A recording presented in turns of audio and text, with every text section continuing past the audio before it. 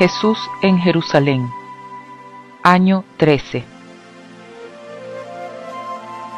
Citas tomadas del libro de Urantia. Ningún episodio de la extraordinaria carrera terrenal de Jesús fue más conmovedor, más humanamente estremecedor que esta, su primera y recordable visita a Jerusalén. Desde el momento en que salieron de Nazaret hasta que llegaron a la cima del Monte de los Olivos, Jesús sintió el apremio de una prolongada expectativa. Pero al traspasar los sagrados pórticos del templo, comenzó la gran desilusión.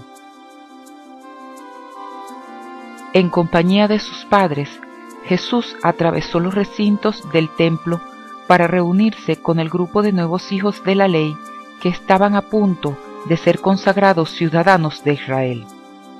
Sintió el primer desencanto por el comportamiento general de las multitudes que llenaban el templo, pero la primera gran conmoción del día se produjo cuando su madre tuvo que dejarles para dirigirse al atrio de las mujeres. Participó en la ceremonia de la consagración, pero le decepcionó su naturaleza rutinaria, casi mecánica. Al recorrer los patios del templo, se encontró Jesús por doquier con un espíritu de irreverencia que le llenó el corazón de disgusto y pesadumbre. Su joven corazón se estremeció particularmente al conducirle su padre al patio de los gentiles, donde se topó con la jerga ruidosa de las masas que gritaban y maldecían en voz alta, mezclada indiscriminadamente con el balido de las ovejas y la cháchara que traicionaba la presencia de los cambistas y los vendedores que pregonaban animales sacrificiales y otras mercancías. Pero por sobre todo, su sentido de la decencia se sublevaba a la vista de las frívolas cortesanas que deambulaban dentro del recinto del templo. Esta profanación del templo suscitó su plena indignación juvenil, que no titubeó en expresar libremente a José. De allí descendieron al patio de los sacerdotes para observar la matanza de las manadas de animales y la lavada de la sangre de las manos en la fuente de bronce de los sacerdotes que oficiaban la masacre.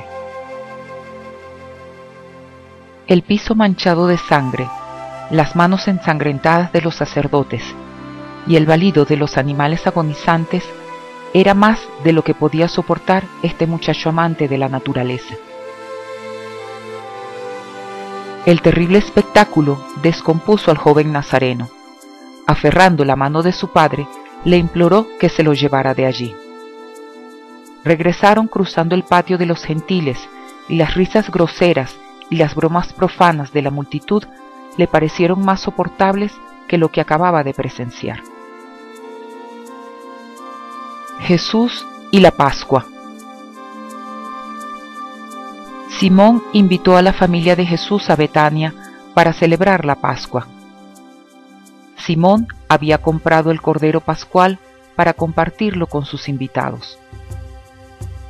El sacrificio de un número tan enorme de estos corderos es lo que tanto había afectado a Jesús en su visita al templo. Ya en esta parte de su vida, Jesús había comenzado a darle vueltas en la cabeza a la idea de celebrar la Pascua sin el cordero sacrificado. Esa noche Jesús durmió muy poco. Su descanso se vio gravemente turbado por horribles pesadillas de matanzas y sufrimientos.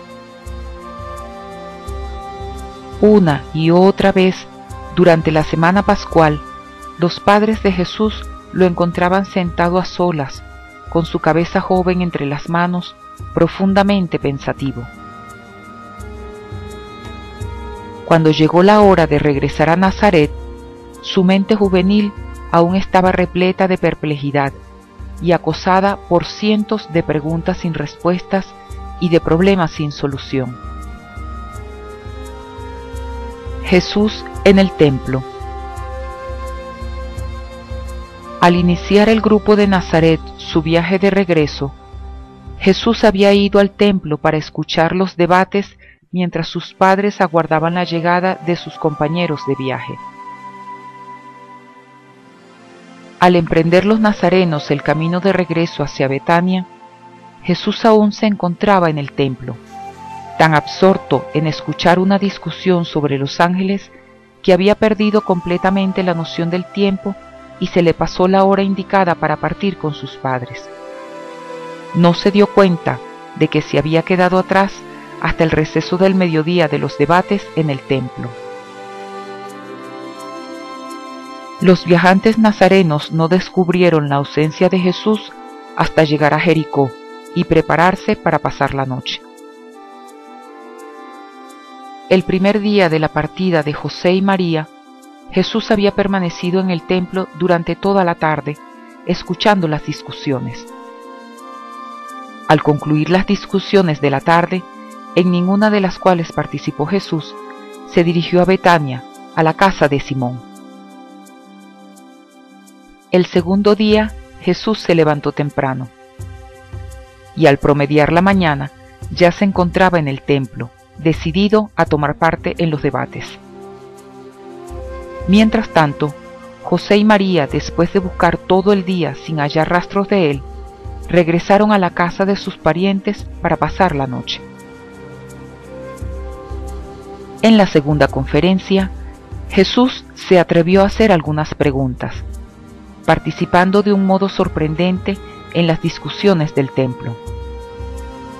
En ocasiones, sus preguntas directas ponían en aprietos a los eruditos maestros de la ley judía. Durante el tercer día de Jesús en el templo con los escribas y maestros, le acompañó Simón. Y por más de 4 horas, este joven nazareno acosó a los maestros judíos con preguntas que estimulaban el intelecto y obligaban al examen de conciencia.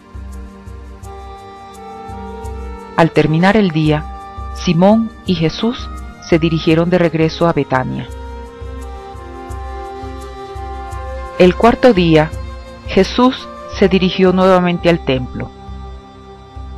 Mucho se habló esa mañana de la ley y de los profetas, y los maestros se asombraron de los extraordinarios conocimientos de Jesús sobre las Escrituras.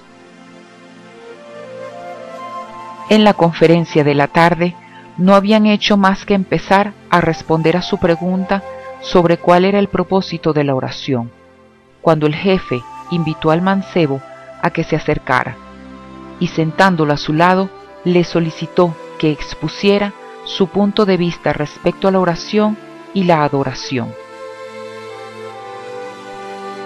En la búsqueda de Jesús, sus padres se detuvieron en el templo de Jerusalén. Mientras deambulaban por los patios, con sorpresa y asombro reconocieron la voz de su hijo extraviado, y le vieron sentado entre los maestros del templo. José se quedó mudo, pero María dio rienda suelta al temor y la ansiedad largamente reprimidos. Corrió hacia el mancebo, diciéndole: «Hijo mío, ¿por qué nos tratas así? Hace más de 3 días que tu padre y yo te buscamos acongojados. ¿Qué te llevó a abandonarnos?» Fue un momento de tensión. Todas las miradas se volvieron hacia Jesús para ver cómo respondería. Su padre lo miraba con reproche, pero no decía nada. Después de pensar un momento, Jesús le respondió diciendo: «¿Por qué me habéis buscado durante tanto tiempo? ¿No os imaginabais que me encontraríais en la casa de mi Padre? Puesto que ha llegado el momento para mí de ocuparme de los asuntos de mi Padre».